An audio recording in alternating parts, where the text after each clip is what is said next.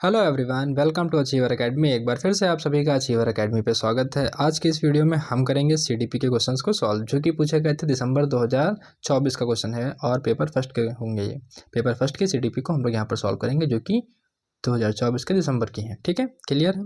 तो चैनल पर नए हो वीडियो को लाइक करिए और चैनल को सब्सक्राइब करना बिल्कुल ना भूलिएगा। इससे पहले भी हमने वीडियो अपलोड की है, जो कि सीटेट जुलाई की है। अगर आपने ना देखा हो तो जा करके जरूर देखिए। ठीक है, तो चलिए शुरू करते हैं फटाफट से। देखिए, सबसे पहला हमारा है question, mastery oriented learners typically attribute success and failure, यानी कि महारत उन्मुख शिक्षार्थी आमतौर पर सफलता का श्रेय किसे देते हैं? डैश को देते हैं और असफलता को। पहला ऑप्शन है हमारा योग्यता और अच्छी किस्मत या फिर कार्य कठिनाई को। दूसरा है योग्यता और कोशिश या फिर खराब किस्मत को। तीसरा ऑप्शन है योग्यता और अच्छी किस्मत या फिर निम्न योग्यता को। या फिर चौथा ऑप्शन हो जाएगा योग्यता और कोशिश या फिर अपर्याप्त कोशिश। तो इसका सही आंसर हो जाएगा हमारा ऑप्शन नंबर 4, यानी कि योग्यता और कोशिश को और अपर्याप्त कोशिश को। जो सफलता का श्रेय देते हैं वो किसको देते हैं? योग्यता और कोशिश को। और जो असफलता का है वो किसको देते हैं? अपर्याप्त कोशिश को। सिंपल सी बात है, अगर कहीं असफल हैं तो फिर दोबारा ट्राई करें। अगला है, which of the following statement represent the proximodistal principle of development, यानी कि निम्नलिखित में से कौन सा कथन विकास के समीप दूरभिमुख सिद्धांत का प्रतिनिधित्व करता है? पहला ऑप्शन है हमारा विकास बहुत दिशात्मक और बहुआयामी होता है, development is a multi directional या फिर मल्टी डायमेंशनल। और दूसरा ऑप्शन है हमारा अलग अलग संस्कृतियों में रहने वाले हमशक्ल जुड़वा अलग अलग दरों से विकसित हो सकते हैं। या फिर children develop the ability to grabs the ball before putting the beats in the thread, यानी कि मोतियों को धागे में पिरोने से पहले गेंद को पकड़ने की क्षमता विकसित करते हैं। चौथा ऑप्शन है बच्चों में खड़े होने से पहले बैठने की क्षमता का विकास होता है। तो बताइए इसका सही आंसर कौन सा हो जाएगा? Correct answer of this question is option number 3 वाला, यानी कि child develop the ability to grab the ball. पिरोने से पहले क्या करते हैं? गेंद को पकड़ने की क्षमता को विकसित करते हैं। उम्मीद है क्लियर हो गया होगा। आगे चलते हैं। अकॉर्डिंग टू द वेगोस्की के अनुसार चिल्ड्रन स्पीक टू देमसेल्फ, यानी जब बच्चे अपने आप से बात करते हैं, स्वयं से बात करते हैं, तो क्या होता है? पहला ऑप्शन है विचार और आत्म नियमन में सहायता के लिए, to aid thought and for self regulation. या फिर दूसरा ऑप्शन है आत्म साधिकरण प्रदान करने के लिए जब वयस्क उन्हें अनदेखा कर रहे हों। या फिर तीसरा है क्योंकि वे आत्म केंद्रित होते हैं। या फिर चौथा ऑप्शन है क्योंकि उनकी सोच आकृति क्या है? अतार्किक है, यानी कि इलॉजिकल है। तो बताइए इसका सही आंसर कौन सा हो जाएगा? Correct answer of this question is option number 3 का ए वाला, यानी कि पहला वाला। ये क्वेश्चन वेगोस्की का कई बार पूछा जाता है एग्जाम में। ये मतलब आप मान के चलिए आने ही आने होते, तो इन क्वेश्चन को बार बार देखिए, रिपीट करिए, ये आपको एग्जाम में जरूर मिल जाएंगे। ठीक है, ध्यान रखना इनको। अगला है, challenge in the social communication are the evident in, यानी कि सामाजिक संचार में चुनौतियां किससे स्पष्ट होती हैं, किस में स्पष्ट होती हैं? पहला ऑप्शन है हमारा ध्यान न्यूनतम अधिक्रियशीलता विकास में, या फिर मस्तिष्क पश्चाघात में, या फिर सौलीन क्रम विकार में, या फिर अधिगमात्मक विकलांगता में। बताइए इसका सही आंसर कौन सा हो जाएगा? क्वेश्चन नंबर 4 का कौन सा सही हो जाएगा? तो ये हो जाएगा ऑप्शन नंबर 3 वाला, यानी कि सौलीन क्रम विकार में सामाजिक संचार में चुनौतियां किसमें स्पष्ट होती हैं? सौलीन क्रम विकार में। चलिए आगे चलते हैं अगले क्वेश्चन की ओर, जो कि हमारा है क्वेश्चन नंबर 5। यहाँ पर बात की गई है अकॉर्डिंग टू वेगोस्की के अनुसार theory of learning and development, यानी कि वेगोस्की के सीखने और विकास के सिद्धांत के अनुसार निम्नलिखित में से कौन सा आलंबन का उदाहरण है? Which of the following is an example of scalp folding. आपको बताना है स्कैल फोल्डिंग का उदाहरण कौन सा है। चलिए देखते हैं। पहला ऑप्शन है हमारा किसी कार्य को छोटे चरणों में तोड़ना और आवश्यकता अनुसार सहायता प्रदान करना। या फिर providing a student with a grade for their work as motivation, यानी कि अभिप्रेरणा के रूप में एक छात्र को उनके काम के लिए एक सीढ़ी प्रदान करना। थर्ड वाले की बात करते हैं, छात्र को पढ़ने का कार्य देना और उन्हें स्वयं रूप से सवाल मतलब अपने आप से सवालों के जवाब देने के लिए कहना कि आप खुद ही उसको एनालाइज करके बताइए। एक छात्र को एक कौशल का प्रदर्शन करना और फिर अपने ही दम पर इसमें महारत हासिल करना। तो बताइए इसका सही आंसर कौन सा हो जाएगा? 5वें क्वेश्चन नंबर 5 का सही आंसर हो जाएगा हमारा ऑप्शन नंबर 1 वाला, यानी कि breaking a task into the small step. पहले आप किसी भी टास्क को स्मॉल स्टेप में ब्रेक कर लीजिए, फिर प्रोवाइड सपोर्ट एज नीडेड, जहाँ जहाँ पर जरूरत पड़े वैसे वैसे से उनको हेल्प करते रहिए। आगे चलते हैं क्वेश्चन नंबर 6 की ओर, जो कि हमारा है डिस्ग्राफिया इज अ कैरेक्टराइज्ड, यानी कि लेखन वैकल्य की विशेषता आपको बताना है। यहाँ पर विलंबन, गति कौशल, या फिर लिखित कार्य में चुनौती, या फिर पढ़ने के प्रवाह में कमी, या फिर दोहराव व्यवहार। बताइए चारों में से कौन सा ऑप्शन इसका सही हो जाएगा? क्वेश्चन नंबर 6 का सही आंसर कौन सा होगा? बताइए। Second option is the correct answer of this question, यानी कि लिखित कार्य में चुनौती। लिखित कार्य में चुनौती, ध्यान रखना इसको। डिस्ग्राफिया है, सिंपल सी बात है, लिखने में दिक्कत होगी। ठीक है, आगे चलते हैं। In order to help the student to become a good problem solver, मतलब अच्छे समस्या समाधानकर्ता बनने में विद्यार्थियों को सहायता के लिए एक शिक्षक को निम्नलिखित में से प्रक्रिया पर बल देना चाहिए। कौन सी प्रक्रिया पर बल देना चाहिए? पहला ऑप्शन है ऐसे जानकारों पर ध्यान दें जो पहले से मौजूद और विश्वासों और पूर्वाग्रहों की पुष्टि करें, या फिर समस्याओं को एक विशिष्ट निर्धारित तरीके से हल करना, या फिर बड़ी और जटिल समस्याओं को छोटी प्रबंधनीय समस्याओं में विभाजित करना, या फिर समस्या से संबंधित जानकारी के लिए केवल एक ही पहलू पर ध्यान केंद्रित करना। बताइए इसका सही आंसर कौन सा हो जाएगा? इसका सही आंसर हो जाएगा हमारा ऑप्शन नंबर 3 वाला, यानी कि बड़ी और जटिल समस्याओं को छोटे प्रबंधनीय समस्याओं में विभाजित करना है। ब्रेक कर दो किसी लास्ट प्रॉब्लम को छोटे छोटे में और उसको फिर सॉल्व कर देते हैं। ठीक है, चलिए आगे चलते हैं क्वेश्चन नंबर 8 की ओर, जहाँ पर है असर्शन और रीजनिंग वाला क्वेश्चन। ठीक है, देखते हैं उसको। यहाँ पर कहा गया एक समवेशी कक्षा में छात्रों की आवश्यकता को पूरा करने के लिए शिक्षकों को बहुसंवेदी सामग्री का उपयोग करना चाहिए। ये तो हो गया असर्शन यानी कि कथन। अब देखते हैं आगे। समावेशी कक्षाओं को, जब भी ऐसे क्वेश्चन है असर्शन और रीजन वाले यानी कि कथन और कार्ड वाले, उसमें क्या करना है आपको? बिकॉज लगाना है बीच में, बिकॉज लगा करके इनको सॉल्व करना है, क्योंकि लगा करके। तो जब पहला हमने पढ़ लिया असर्शन, तो अब करेंगे हम बिकॉज लगाएंगे, क्योंकि समावेशी कक्षाओं में पाठ्य चर्चा सामग्री के मानवीकरण के साथ मूल्यांकन रणनीतियों के मानकीकरण को अपनाना चाहिए। बताइए इसका। अब देखते हैं इसके ऑप्शन। देखिए पहला ऑप्शन, इसमें यही 4 ऑप्शन होते हैं। अक्सर आमतौर पर आपको ऐसे ही ऑप्शन मिलेंगे। पहला सही है लेकिन दूसरा गलत है, या फिर दोनों ही गलत हैं, या फिर दोनों सही हैं और ए आर की व्याख्या करता है। ए एक्सप्लेन द आर, यानी कि असर्शन कथन जो है कारण को क्या कर रहा है? एक्सप्लेन कर रहा है, यानी कि उसकी व्याख्या कर रहा है। ए और आर दोनों ही सही है लेकिन ए आर की व्याख्या नहीं करता है। तो इस तरीके के 4 ऑप्शन आपको दिए जाते हैं अक्सर। तो यहाँ पर सही हो जाएगा हमारा पहला वाला, यानी कि ए सही है लेकिन आर जो है गलत है। ठीक है, एक समावेशी कक्षा में छात्रों की आवश्यकताओं को पूरा करने के लिए शिक्षक को बहुवेदी सामग्री का उपयोग करना चाहिए। ठीक है, चलते हैं अगले क्वेश्चन की ओर, जो कि हमारा question number 9। In the constructivist view, मतलब कि रचनावादी दृष्टिकोण से व्यक्ति पर्यावरण की घटनाओं से निष्क्रिय रूप से प्रभावित होते हैं। व्यक्ति को नए व्यवहार सीखने के लिए अनुकूलित किया जाता है। या फिर तीसरा ऑप्शन हो जाएगा हमारा सीखना वर्तमान समझ का विस्तार और परिवर्तन है। मतलब जो सीखना है वो क्या है? वर्तमान समझ का विस्तार है और परिवर्तन है। सीखना बस हमारे दिमाग की कोरी लिस्ट पर संघों को लिखना है।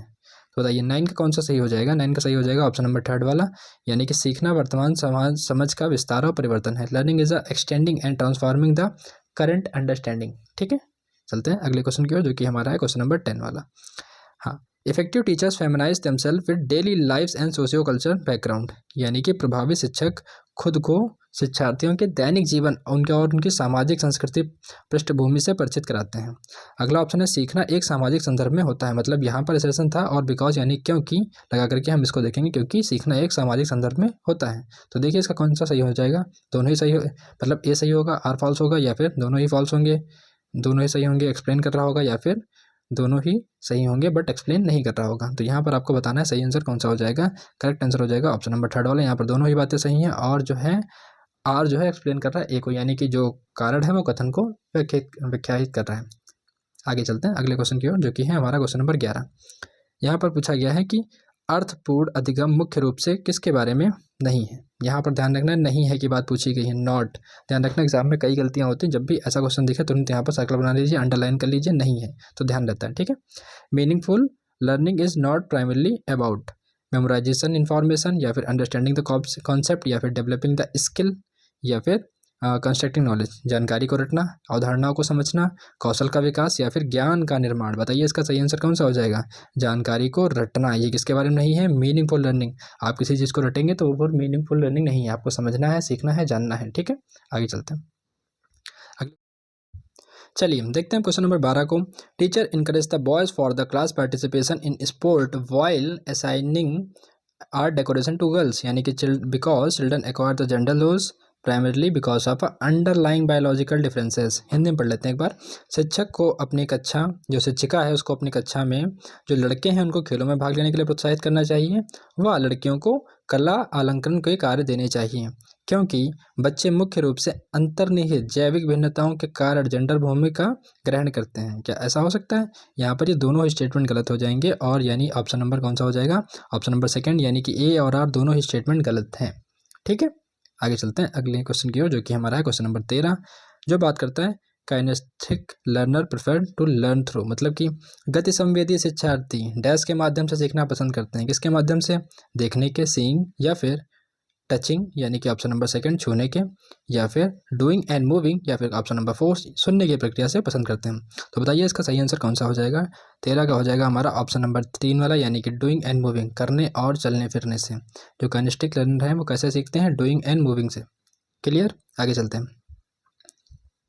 According to the Howard Gardner while a scientist would exhibit high dash, मतलब कि जो हार्वर्ड गार्डनर के अनुसार एक वैज्ञानिक डैश बुद्धि का उच्च प्रदर्शन करेगा जब एक क्या करेगा? जब एक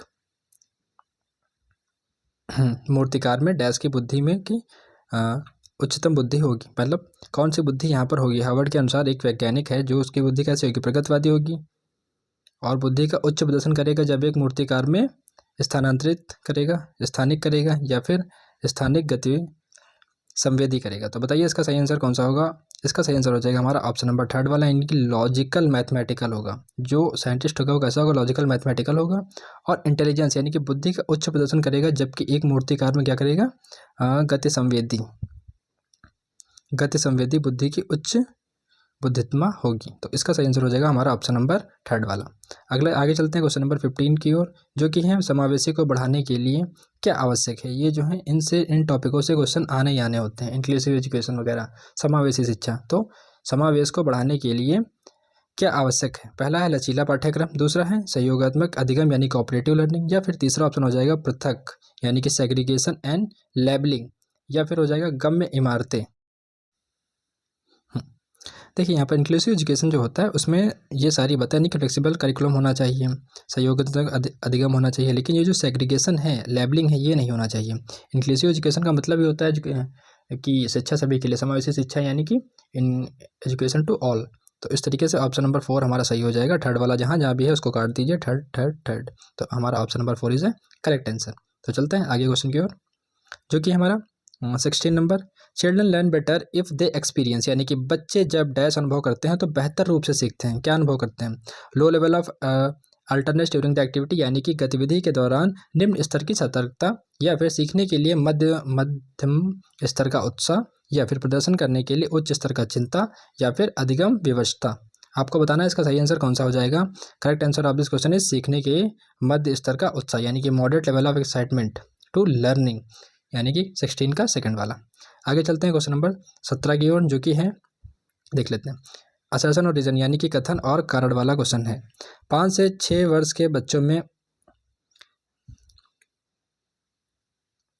children below the age of 5 to 6 years should not be pressurise to write the properly and within the lines, यानी कि 5 से 6 वर्ष के से कम उम्र के जो बच्चे हैं उनको ठीक से और रेखाओं के भीतर लिखने के लिए दबाव नहीं डालना चाहिए, क्योंकि 5 से 6 साल के बाद गति कौशल का बेहतर नियंत्रण प्राप्त होता है। Children gain the control of the linear motor skill from 5 to 6 year onward. ठीक है, तो बताइए इसका सही आंसर कौन सा हो जाएगा। पहला सही या फिर दूसरा गलत, लेकिन दोनों ही गलत, या फिर दोनों ही सही और मतलब ए जो है एक्सप्लेन कर रहा है आर को, या फिर ये एक्सप्लेन नहीं कर रहा है आर को। बात दोनों ही सही है, तो बताना है आपको कौन सा इसका सही आंसर हो जाएगा। तो 17 का 3 वाला, दोनों ही बातें सही हैं और जो है ए आर की व्याख्या करता है। दोनों ही बात सही हैं और ए आर की व्याख्या करता है। आगे चलते हैं 18वें क्वेश्चन की ओर। यहाँ पर पूछा गया है बच्चे अक्सर अपने आसपास की घटनाओं की अपनी व्याख्या लेकर के आते हैं, जैसे कि बारिश क्यों होती है, यह पूछे जाने पर सिया कहती है भगवान अपने कंधों पर पानी की बाल्टियों को ढो ढोकर थक चुके होते हैं। ऐसी व्याख्या है, तो आपको बताना होगा। देखिए पहला ऑप्शन हो जाएगा इसका चित्रित करती हैं कि बच्चों का एक आत्म केंद्रित दृष्टिकोण होता है और वे एक दूसरे को दृष्टिकोण पर विचार नहीं कर सकते हैं। या फिर दूसरा ऑप्शन हो जाएगा स्पष्ट करती है कि बच्चे तर्क करने में सक्षम नहीं हैं। या फिर तीसरा ऑप्शन होगा साबित करती हैं कि बच्चों की सोच वयस्कों की तुलना में मात्रात्मक रूप से बहुत कम है। या फिर चौथा ऑप्शन हो जाएगा संकेत देती हैं कि बच्चे अपने सांस्कृतिक परिवेश में अनुकूल सहज समझ होती है जिससे वे घटनाओं को समझने की कोशिश करते हैं। आपको बताना है इसका सही आंसर कौन सा हो जाएगा। इसका सही आंसर हो जाएगा हमारा ऑप्शन नंबर 4 वाला, क्योंकि संकेत देते हैं कि बच्चे अपने सांस्कृतिक परिवेश के अनुकूलन एक सहज समझ रखते हैं जिससे वे घटनाओं को समझने की कोशिश करते हैं। ठीक है, आगे चलते हैं अगले क्वेश्चन की ओर, जो कि हमारा है क्वेश्चन नंबर 19। पियाजे ने संज्ञानात्मक विकास को किस प्रकार वर्णन किया है। ये भी इंपॉर्टेंट क्वेश्चन है, ये एवरग्रीन क्वेश्चन है, ये हर बार पूछे जाते हैं, तो आपको इन पर ज़्यादा ध्यान देना है। ठीक है, ज़्यादा दिमाग लगाने की जरूरत नहीं है, जो चीज़ें बार बार रिपीट होती हैं उनको कर लीजिए, सारे PYQ कर लीजिए, आपका CDP का सेक्शन स्ट्रांग हो जाएगा। ठीक है, तो चलिए देखते हैं। तो पहला ऑप्शन है एक सतत और निरंतरत के रूप में, यानी कि कॉन्टिन्यूअस। दूसरा ऑप्शन है हमारा 4 ओवरलैपिंग कल्चर स्पेसिफिक स्टेजेस, यानी कि 4 अंतर्व्यापी संस्कृति विशिष्ट चरणों में। या फिर तीसरा ऑप्शन हो जाएगा 4 क्वालिटी डिफरेंट स्टेजेस, 4 गुणात्मक रूप से भिन्न चरण में। या फिर 3 प्रगतिशील स्तर में। आपको बताना है इसमें से सही आंसर कौन सा हो जाएगा। 19 का हो जाएगा हमारा ऑप्शन नंबर 3, यानी कि 4 गुणात्मक रूप से भिन्न चरणों में। ठीक है, आगे चलते हैं अगले क्वेश्चन की ओर, जो कि हमारा है 19 नंबर। देखते हैं इसको। चलिए देखते हैं पर। विद्यालय में खेलने के समय ऋषभ एक 7 वर्षीय लड़के ने खेलने के लिए एक गुड़िया उठाई। उसके कुछ साथियों ने उसको इस पसंद के खिलौने के लिए उसका मजाक उड़ाया। एक शिक्षक ने जो अपने विद्यार्थियों को लैंगिक भूमिका के रूप में संदर्भ में लचीलापन विकसित करना चाहते थे को इस स्थिति में निम्नलिखित में से कौन सी प्रतिक्रिया देनी चाहिए। मतलब ऋषभ एक लड़का है और उसने गुड़िया उठाई, तो थोड़ा सा ये ऐसा हो गया, जेंडर के अपोजिट में जा रहा है। ऋषभ से बात करनी चाहिए, गुड़िया लड़कियों के लिए उपयुक्त है और लड़कों को गुड़ियों के साथ नहीं खेलना चाहिए। या फिर शिक्षक को करना चाहिए, ऋषभ से कहना चाहिए कि वह किसी और खिलौने के साथ खेले, क्योंकि उसे दोस्तों को यह मंजूर नहीं है कि वह गुड़िया के साथ खेले, उसके दोस्तों को यह मंजूर नहीं है। या फिर टीचर को ये कहना चाहिए कि ऋषभ को गुड़िया के साथ खेलने देना चाहिए और दूसरे बच्चों से कहना चाहिए कि वो भी अपनी पसंद का कोई खिलौना चुन सकते हैं। बिना कुछ कहे गुड़िया को हटा देना चाहिए और ऋषभ को खेलने के लिए कार दे देनी चाहिए। बताइए इसका सही आंसर कौन सा हो जाएगा। तो सिंपल सी बात है, ऑप्शन नंबर 3, यानी कि ऋषभ को गुड़िया के साथ खेलने देना चाहिए और दूसरे बच्चों को कहना चाहिए कि वे भी अपनी पसंद का कोई भी खिलौना ले सकते हैं। ठीक है, उम्मीद है समझ गए होंगे आप। आगे चलते हैं क्वेश्चन नंबर